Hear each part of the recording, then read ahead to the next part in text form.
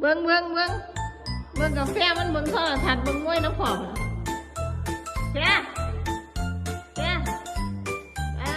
หลงนางเบิ้งมวยไหม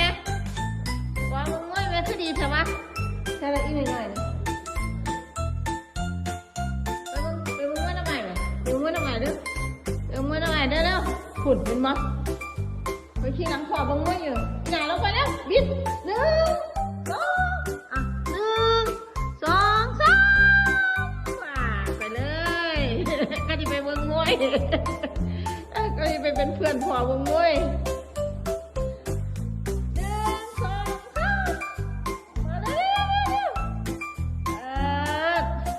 คนหนึ่งกับผมดกคนหนึ่งกับผมมีผมนางน้ำกันคือคักเถอะ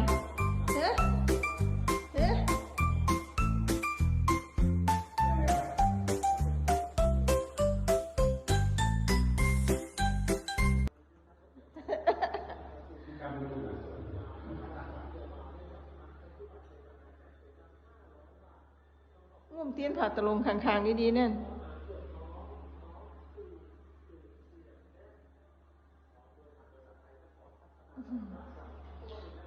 เอ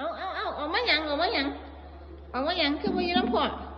ผู้ใดไปยืนน้ำกาแฟผู้น่ะเอา1 2 3เอา1 2 3มามันบ่มีนี่แหละบางอันนั้นก็จับอยู่หันว่าให้น้องจับนั่งเอาอีหลาขึ้นไหมเอา1 2 3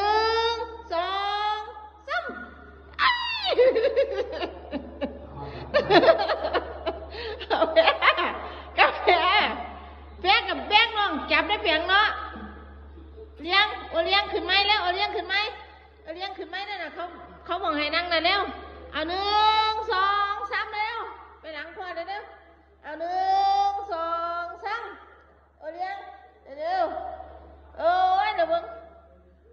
งนั่งเบิ่งม้อยเบิ่งบอลน้ำพ่อเอาอย่าขี่ใส่กันแล้วกัน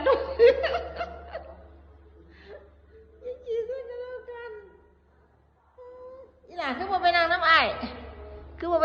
เนาะอีพ่อฮะบาดที่ไปน้ำกันเลยถูกกัน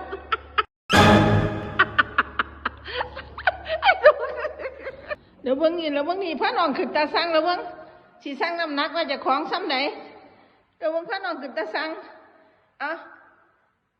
ขึ้นดีน่ะอีหล่ะคือบ่ขึ้นไอ้ขึ้นแล้ว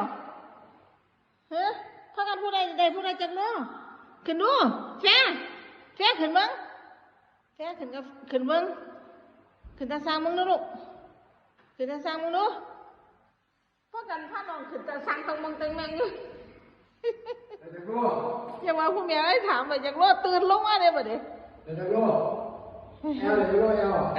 พักกันขึ้นตาสังได้อยากรอขึ้นเบิ่งดูแฟขึ้นเบิ่งดูเวลาสั่งน้ำหนักได้อยากรอขึ้นเบิ่ง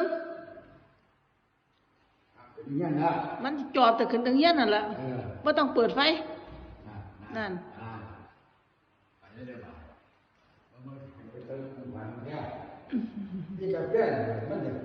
อีโอเลียงเนี่ยเดี๋ยวออกไปเลยไปถึงคนละ